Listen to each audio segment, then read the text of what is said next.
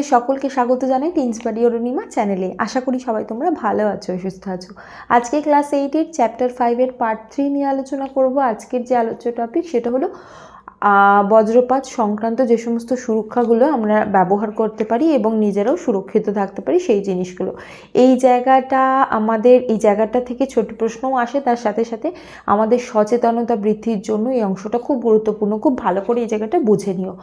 এই জায়গাটা থেকে বেশ কিছু প্রশ্ন আসতে পারে, আমি সেই কারণেই প্রশ্ন উত্তর ফর্মে বোর্ডে লিখেছি এবং সেই অনুযায়ী আলোচনা করছি। প্রথম যে গুরুত্বপূর্ণ প্রশ্ন এখান থেকে আসতে পারে সেটা হলো বজ্রপাতের সময় কোন স্থান একেবারেই নিরাপদ নয়। সেটা হলো ধরো খোলা মাঠ, বা ধরো তুমি এমন জায়গায় দাঁড়িয়ে রয়েছো যার পাশে উঁচু গাছ রয়েছে, বা তুমি গাছের ওপর বসে রয়েছো, বা ধরো খোলা গাড়ি বা মোটর গাড়ি হতে পারে, মানে মাথা ধরো খোলা, ট্রাক্টর হতে পারে, মানে যে সমস্ত গাড়ির খোলা জানলা খোলা সেই সমস্ত গাড়ি কিন্তু একেবারেই সেফ নয় এটার জন্য। আর প্রশ্ন হতে পারে যে তাহলে বজ্রপাতের সময় কোন জায়গাটা সেফ বা নিরাপদ কোনটা। নিরাপদ সেই সমস্ত স্থান যেগুলো ঢাকা আছে, মানে তোমাদের ধরো পাকা বাড়ি হতে পারে, যে দরজা জানলা বন্ধ অবস্থায় যদি বাসে ট্রেনে রয়েছো তাহলেও সেটা সেফ। তার সাথে সাথে ট্রেন গাড়ি এগুলোও সেফ, কিন্তু সেই সময় দরজা জানলা বন্ধ রাখতে হবে। আর বাড়িতে থাকলেও অবশ্যই দরজা জানলা বন্ধ রাখতে হবে, তবেই মানে সেটা সুরক্ষিত জায়গা হিসাবে ধরা হবে। এবার তোমরা বলতে পারো কেন এই যে খোলা মাঠ উঁচু গাছের পাশে দাঁড়ানো এগুলো বা কেন বারণ, আর এই জায়গাগুলো কেন সেফ। বজ্রপাত যখন ঘটছে, আগের পর্বে যখন আমি এগুলো বিশ্লেষণ করেছি, কারণ তখন আমি বলেছি যে বজ্রপাত তখনই প্রধানত হয় ধরো বাষ্প সহ যে মেঘ, সেই মেঘটা বেশ কিছুটা নিচের দিকে নেমে আসছে এবং সেই মেঘের যে নিচের অংশে সেটা ঋণাত্মকভাবে আহিত থাকে এবং মাটিটা তার ফলে তড়িতাবেশ ঘটে এবং সেখানে ধনাত্মক আধান চলে আসছে।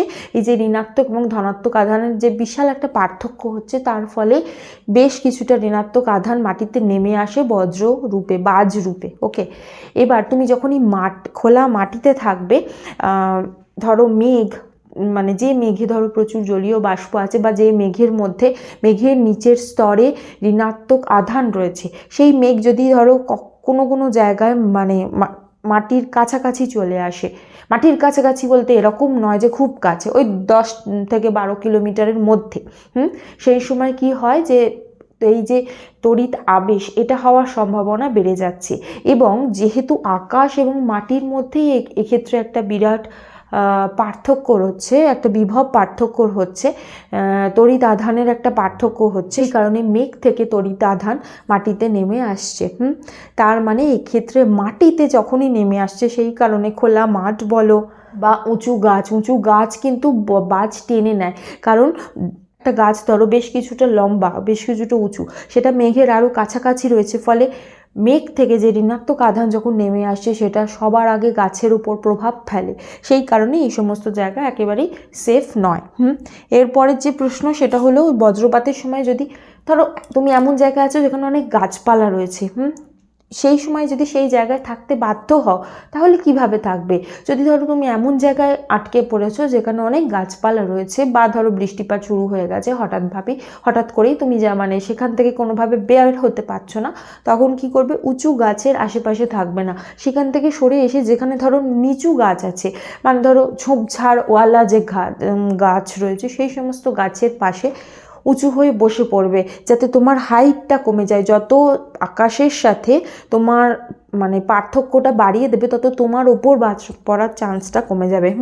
যত তুমি সোজা হয়ে খাড়া হয়ে দাঁড়িয়ে থাকবে, তার ফলে তুমি ওই ঋণাত্মক আধানটা মাটিতে নেমে আসে, তখন উঁচু হয়ে যে জিনিসগুলো দাঁড়িয়ে থাকে, যেমন গাছ, উঁচু বাড়ি, বা ধরো অনেক সময় দেখবে যে ল্যাম্প পোস্টে বাজ পড়ে, এই সমস্তগুলোর ক্ষেত্রে সেটার ওপর পড়ার সম্ভাবনা বেশি থাকে। ঠিক আছে, সেই কারণে উঁচু গাছ থেকে দূরে থাকতে হবে আর ছোট গাছের পাশে উবু হয়ে বসে পড়তে হবে। পরের যে প্রশ্ন সেটা হলো বাড়িতে থাকাকালীন বজ্রপাতে কী কী করণীয়। সেটা হলো বাড়িতে যখনই আছো বজ্রপাতের সময় অবশ্যই জানলা দরজা দিয়ে দেবে, যাতে জানলা দরজার মধ্যে দিয়ে ঘরের ভিতরে বাজে না ঢুকে পড়তে পারে বা চলে আসতে পারে। দ্বিতীয় হলো বিদ্যুৎবাহী সমস্ত তার যেগুলো প্লাগে লাগাতে হয়, ধাতুর তৈরি পাইপ বা বিদ্যুৎবাহী তার, এগুলো সমস্ত থেকে দূরে থাকবে। এগুলো যে তড়িতের যে কানেকশান সেখান থেকে খুলে দেবে, বিভিন্ন তড়িৎ যন্ত্রের যে তড়িৎ সংযোগ সেগুলো খুলে দেবে। কারণ যদি বাড়ির ভেতরে বাড়ির ওপর বাজ পড়ে সেক্ষেত্রে কি হয়, যে ঋণাত্মক আধানটা ওপর থেকে নিচে আসে এবং আলটিমেটলি মাটিতে চলে যায়। এই যে ওপর থেকে নিচে আসার সময় আমাদের গোটা বাড়িতে যে তড়িতের যে মানে সংযোগ রয়েছে সেই তড়িতের সংযোগের ভিতর দিয়ে ওটা নিচে যায়।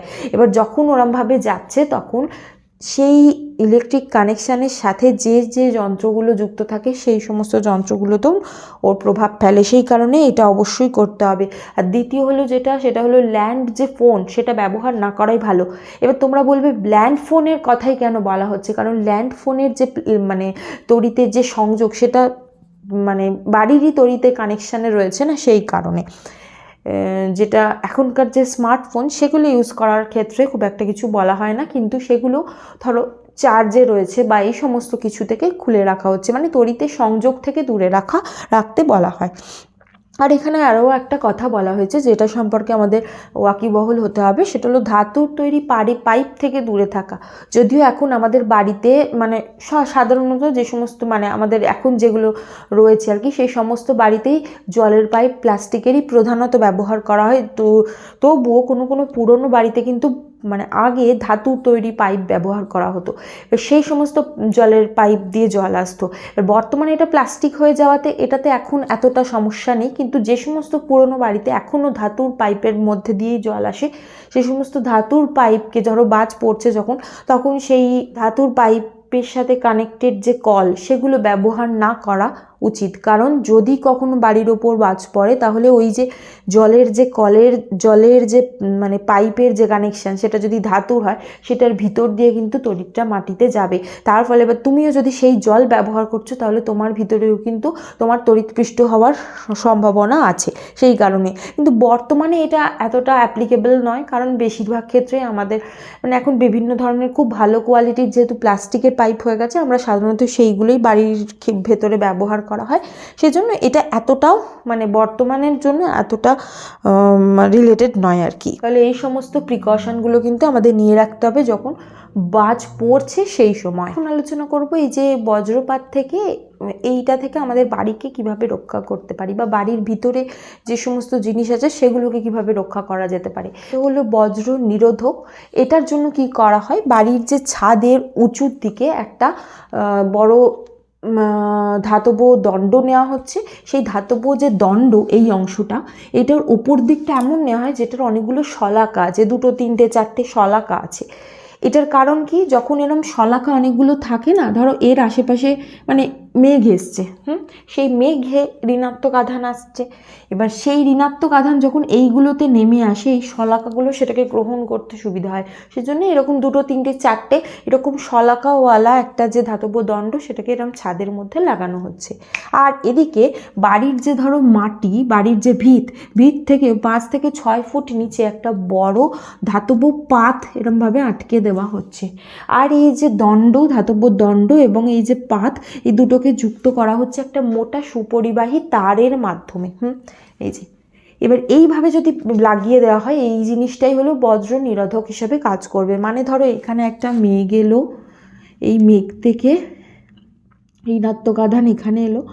ঋণাত্মক আধান মানে কি, এর ভিতর দিয়ে ইলেকট্রন এখান দিয়ে গিয়ে মাটিতে ইলেকট্রনটা চলে যাবে।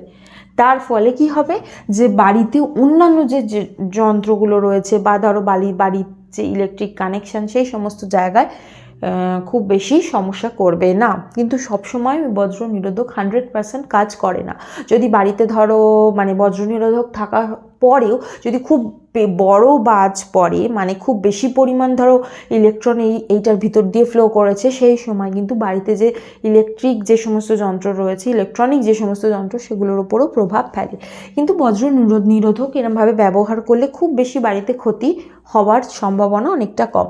বজ্র নিরোধকের এই গঠনটা কিন্তু ভালো করে পড়ে রাখবে, এটা অনেক সময় এখান থেকে ছোট প্রশ্ন দেয়।